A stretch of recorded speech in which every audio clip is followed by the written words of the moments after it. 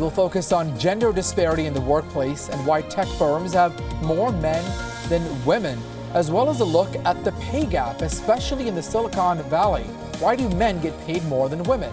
Plus, we'll also take a look at Facebook's Watch. That's right, it's not a clock. It's a new way to watch videos on its site, similar to YouTube.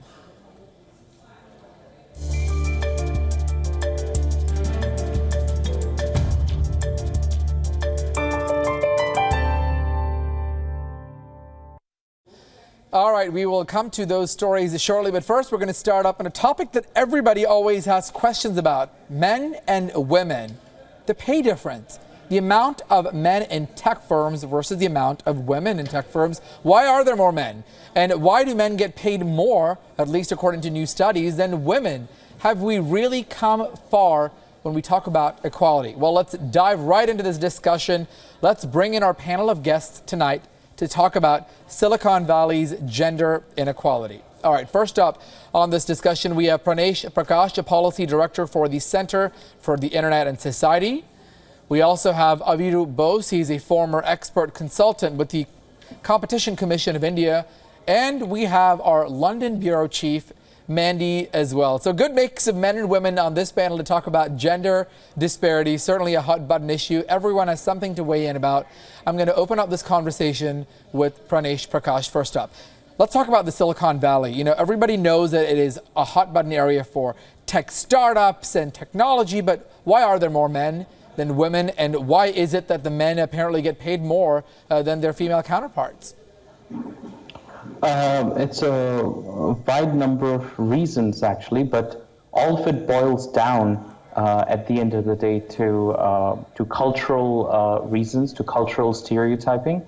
So the current kind of gender divide that you see in tech in the Silicon Valley isn't something that always existed in the US. The number of women in tech in the 60s, number of women doing engineering and hard sciences in universities in the 60s in the US was far higher than it is currently in the US. And it might surprise some of your viewers to learn that a recent survey of 55 different firms by Open University in UK found that in India, around 48% of the workforce in IT sector is female. So the gender divide here in India is far less than it is in most developed countries. If you take the US, if you're looking at Ireland, if you're looking at Germany, etc., there the divide there is far more. So it's not anything that is natural. It is nothing that is biological. It is purely something that comes down to cultural factors, and the pay gap, which is part and parcel, I feel, of the gender gap, is also something that boils down to sexism and discrimination against women. All right, let me go over to Aviru Bose, also standing by. Aviru, do you think that we've come a long way when it comes to those gender disparity equations? I mean, is this, obviously there's room to grow, but have we come a long way, or, you know, where do we stand when we see these situations? All of this, of course, after what happened to a Google employee recently, where he says, you know, men and women, apparently there is differences in their biology, and that's why this disparity exists. Have we made progress, or are we really going backwards? I mean, there is a stark difference between the number of women in tech as opposed to gender equality in the tech industry. You know, I'll just quickly give you some data which I pulled out of the internet. According to 2016 study, the Indian tech industry is no different from the Silicon Valley. The gender pay gap in the Indian tech industry is approximately 34%. It is the second highest sector to have a gender pay disparity. So I think the number gets a little different when you talk about the number of women in tech, which, for example, Facebook and Google repeatedly have said that we are striving to increase the number of women in tech. I think they have actually increased it by like 3%. It was like 20% last year, as opposed to 23% this year. But they still don't reveal data as to how many of them are in leadership positions, how many of them are getting equal pay, how many of them are in tech positions. I want to take the conversation a little further. If you look at the way when we say about, cliches, I mean, this entire notion of women not being in tech is something which is very different from the way in which people perceive as women in science and technology. For example, a recent study by professors in Glasgow and University of Missouri had found that across the globe, women sort of perform almost 70% better than men in the age bracket of around 15 years as in science and tech subjects. And this is across the globe, irrespective of the country's level of gender equality or gender sensitization. And yet, as we all know, approximately only 15% of women in US colleges are getting engineering degrees.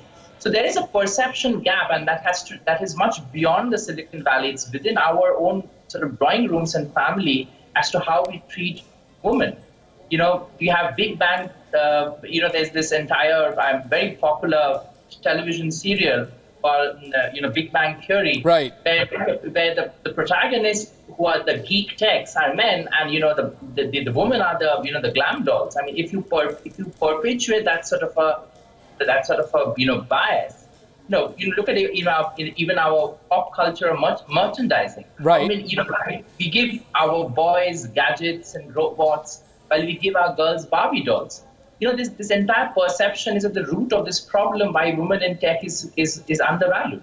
All right, we'll continue the conversation in just a minute. Mandy, we've not forgotten about you. We'll come to you, of course, in just a minute. But first, a quick background on why this is important now and where all of this has recently stemmed. Well, a former Google engineer who wrote a controversial memo earlier this week on diversity efforts says the company is simply trying to tarnish his reputation. His name is James Damore. He was fired by the tech giant. He defended his views during an interview to a U.S. media network. In his 10-page manifesto, it sparked outrage, in fact, from Google employees after being posted to an internal network. Now, in that, he argued that biology prevents women from being as successful as men in the tech industry. He also criticized the company for having alleged left-leaning bias. Now, reports say the Google CEO, Sundar Pichai, is expected to talk about the issue soon. But first, a quick background. Here's the report. The trouble for Google is not coming to an end. The company has drawn a lot of flack after it fired its male employee for writing an anti-diversity memo. Google is not only being criticized for not respecting freedom of speech and expression of its employee, but it is also being threatened to be dragged to the court over sexism and gender pay gap. It all started after Google employee James Damore wrote a memo in which he claimed that biological differences is a key factor that there is a low percentage of women in technology jobs. The memo sparked outcry as it was seen to be perpetuating stereotypes and discrimination, following which Damore was fired, and which in turn sparked another backlash as many saw it as an attempt by Google to suppress a dissenting viewpoint. And to which Google Chief Executive Sundar Pichai responded, "Employees have a right to express themselves, but the memo appeared to cross the line by advancing harmful gender stereotypes in our workplace. To suggest a group of our colleagues have traits that make them less biologically suited to that work is offensive and not okay." But it seems that the CEO's statement fails to convince employees who have been suffering discrimination at Google, because dozens of current and former women staff are now considering to sue Google over discrimination and pay disparities against women. Well, it doesn't end here. The bigger thing here is that the recent firing by Google has fanned the flames of long-standing sexism and gender pay gap issues in Silicon Valley. Well, there is no doubt that Silicon Valley is struggling in the face of accusations of sexual harassment and discrimination which have affected startups like Uber and venture capital firms investing in the sector. And it's not only Google and Uber. The world's top 10 tech firms have often been accused of gender equality, and the numbers justify the accusations. Currently, some 69% of Google's employees are men, a proportion that rises to 80% when it comes to technology jobs. At Facebook, there are just 27% of senior women executives. Apple has around 30% of total women employees. While companies have been promoting diversity programs and striving to build a diverse workforce, the question is how and by when this objective will be achieved. Well, tech companies around the world have often been criticized for discrimination against women. And it's not just Google that's been in the spotlight. The world's top 10 tech firms, in fact, do have a low percentage of women in the workforce. Let's take a look and give you some perspective really quickly. At Apple, only 30% of total employees are women. If you talk about Google, around 70% of their employees are men. And this proportion rises to 80% when it comes to technology jobs. Not only does other top companies like Microsoft, Intel, and Cisco also have women workforce, some of them even as low as 25% of the top 10 tech firms. It's Samsung that has the highest percentage of women. That's over 40%. So quite a huge difference when it comes to the gender disparity between men and women. Let me bring in Mandy Clark, standing by patiently in London. Mandy, let's talk about this. Let's get a woman's perspective on this. It's the year 2017. Everybody talks about equality and we've made progress. Do you really feel like we've made progress, and how much more is there that this needs to sort of get better in, I guess, if you'd like to call it, so that the pay gap or the gender disparity isn't so drastic? I mean, what, 25% to 40%? That's the range when it comes to women in the workforce. Well, have we made progress? Well, it would be foolish to say we haven't, because, not so long ago, women couldn't even vote or work. But it's not moving nearly as fast enough as it should. And it was a glaring example here in the UK when the BBC was forced to show the wages for their employees. Now, BBC, of course, is not a tech giant. It is media. But it goes to show the pay gap was extreme. The top earner, male, £2.2 million he pulled in. The top female, £400,000. They didn't have a good reason. They worked, and even on the same shows, when the male and female presenters had the same amount of experience, working the same hours, there was a vast pay gap. So that is an employee in media. That's not even tech, where there's also those cultural discriminations, the expectation that women just aren't good at engineering, that tech is a male-dominated field. So even in a field where it is more or less inclusive to women, you're seeing mass pay gaps in a company that should have done better. So I think it's a problem that is pervasive. It's more apparent in the tech industry where it is dominated by men. And I think as few of the contributors pointed out, there's cultural reasons.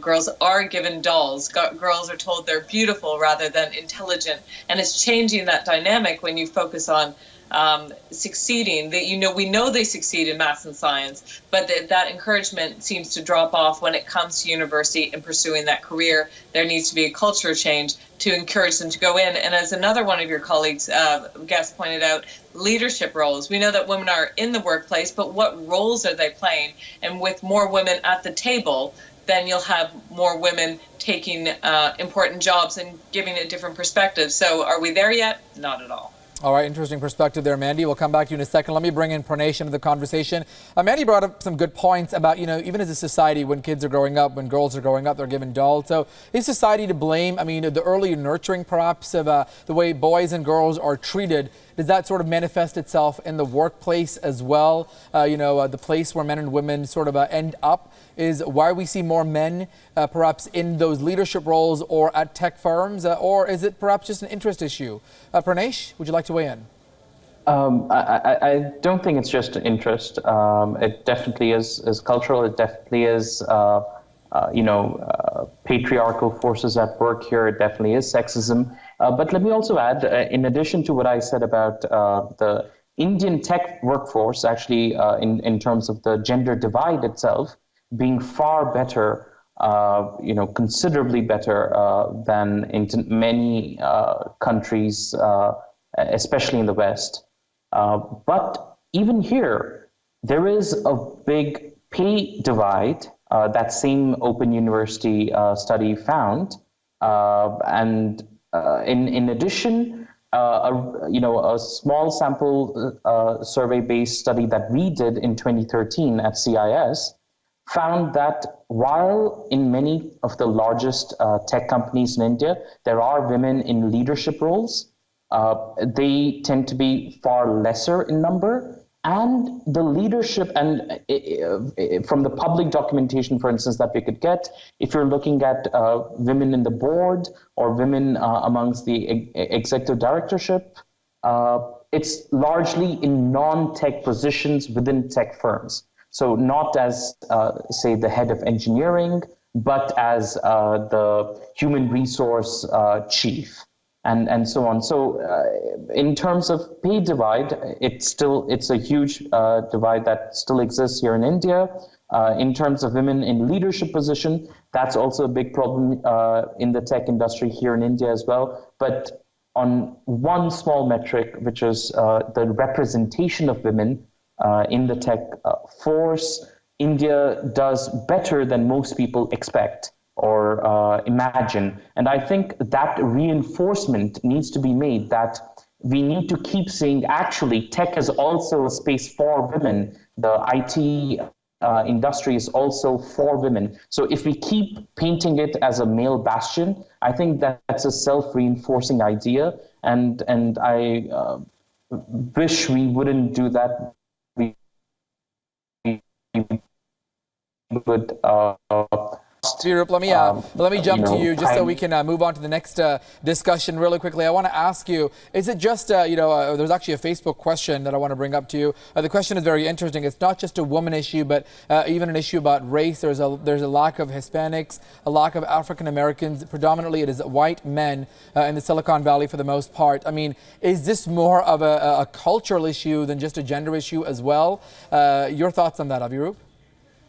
I think we have been. If I could just quickly add one more point. We've been talking about this concept of culture and perception for some time now, and obviously it's not a single point sort of a problem. There are many dimensions of it.